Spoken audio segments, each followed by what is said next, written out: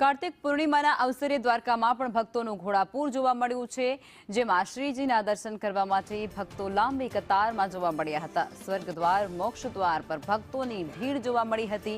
મંદિર પરિસરમાં ચુસ્ત પોલીસ બંદોબસ્ત પણ ગોઠવી દેવામાં આવ્યો છે।